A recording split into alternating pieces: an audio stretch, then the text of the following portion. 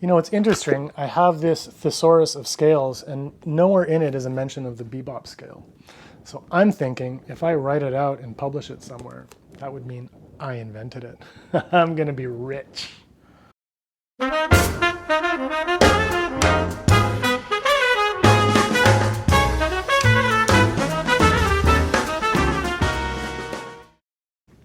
Hey folks, I'm the Saxophone Oracle. This week we're talking about bebop scales, or as I prefer to call them, passing tone scales. Yes, many of us have heard about these so-called bebop scales, and we say to ourselves, what, there's another scale or set of scales that I have to learn? And yes, we should all know these scales, and we should be familiar with them. But what I hope to do today is try to demystify them a bit and explain what they are, where and how we use them, and finally why we should learn to embrace and love these scales. Because at the end of the day, as improvising musicians, bebop scales truly are our friends.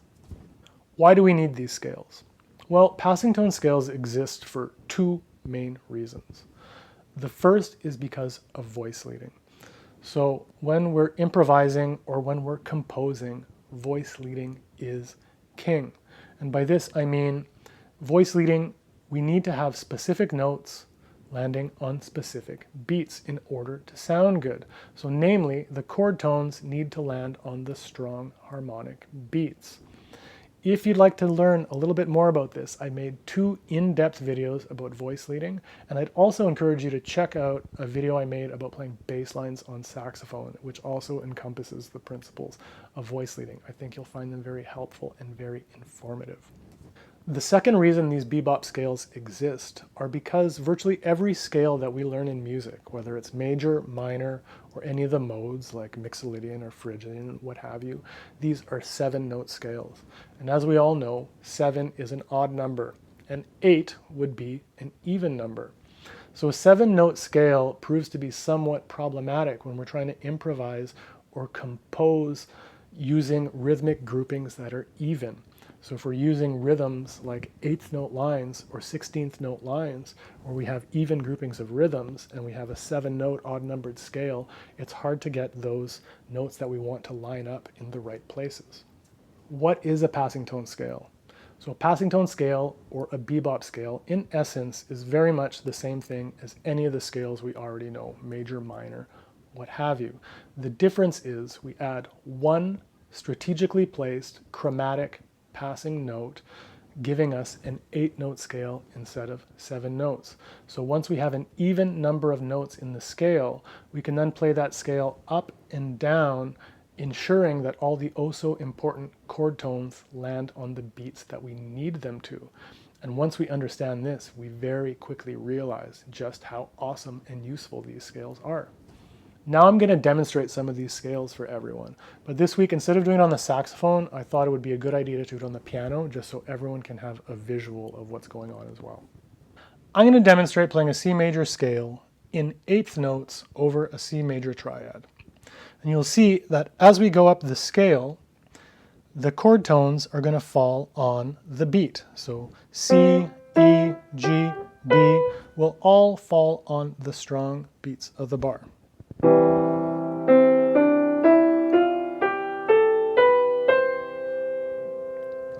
But if we continue that scale into the 2nd octave, all of a sudden C, E, G, and B no longer fall on the beats. The other notes do, which creates a little more dissonance.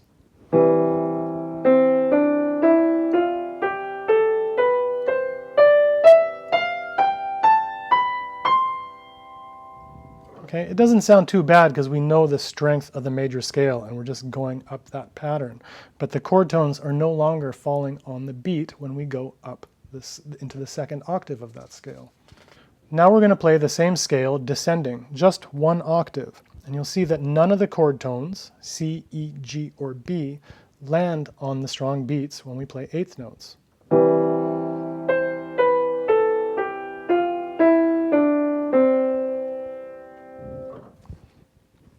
Okay, it's as simple as that. It's an uneven scale, so if we play it more than 1 octave going up, the more dissonant notes land on the beat, and if we play it going down from the root, same thing. We don't have the chord tones landing on the beat.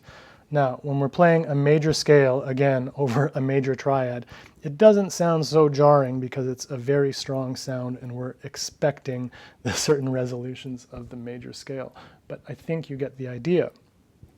In a major key like C major, the sixth scale degree is considered a consonant note. So in the key of C, the sixth scale degree is A. That's pretty much a chord tone. So if we strategically insert a chromatic passing note between scale degree 5 and 6, we create an 8-note scale. And with an 8-note scale, we should have always a consonant note landing on the beat, no matter if we're playing up the scale, down the scale, or over multiple octaves. I'll demonstrate.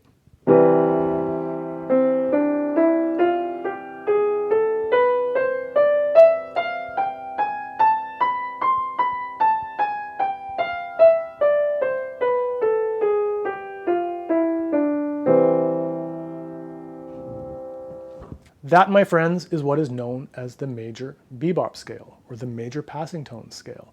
And we can do this with virtually any 7-note scale. Again, allowing us to put the oh so important chord tones on the strong beats of the bar when we're improvising using 8th note or 16th note lines. Where do we put these passing tones? Well, as improvising musicians, it's really up to us. It's at our discretion. Now, typically in jazz education, when they teach us these scales, for a major scale or a minor scale, we're taught to put the passing tone between scale degrees 5 and 6, because both of those scale degrees are consonant. If we're talking about a Mixolydian bebop scale, you would put it between scale degree flat 7 and the root. But what's important to remember is what we're trying to do here is put the consonant notes on the strong beats. So potentially we can come up with any number of passing tone scales or bebop scales to play over any given chord. It's kind of limitless. I mean, someone sent me a video the other day from Chad Lifkowitz Brown, and he was talking about the ultra blues scale, I think he called it, which I found hilarious. But in a sense, that's kind of a passing tone scale too. Like it's a scale that he's talking about where we're highlighting the root, the third of the chord, the sharp 11 instead of the 5th, the flat 7, back to the root. So the ultra blues scale is a type of bebop scale, if you will. So let's move back to the piano for a few more demonstrations. I'm going to show you now 3 different bebop scales that we could play over a minor 7 chord. So C minor 7.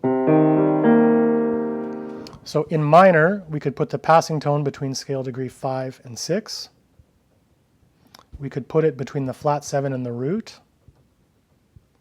Or in minor, the 4th scale degree, or the 11th of the chord, is also a consonant note. So we could put it between the flat 3rd and the 4th. And that's what these sound like.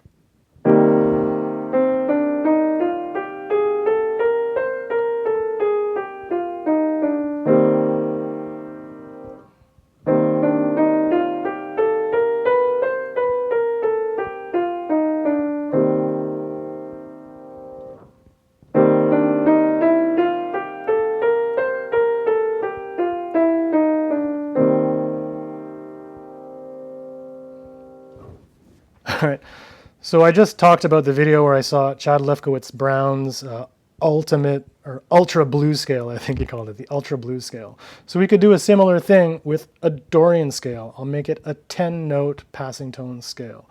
This will be the Saxophone Oracle's Ultra Dorian scale.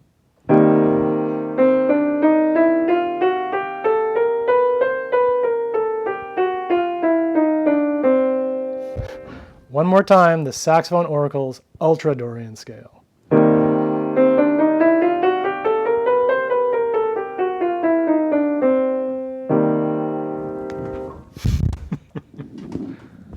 I put a PDF of the most common passing tone scales or bebop scales we use in jazz on my website, www.thesaxophoneoracle.com, where you can go and download it for free and start experimenting with these scales on your own. I'm the Saxophone Oracle. I hope you found this week's episode about bebop scales useful and informative. Thank you so much for continuing to watch and for all your support. If you haven't already done so, please consider subscribing, send a like, drop a comment, share this on social media with your friends. Doing little things like this really help teach YouTube that this content is available and makes it available for a wider audience. on that platform. So I'd really appreciate it if you could help out in that way. As always, I wish you a great week. Happy practicing. We'll see you next Tuesday.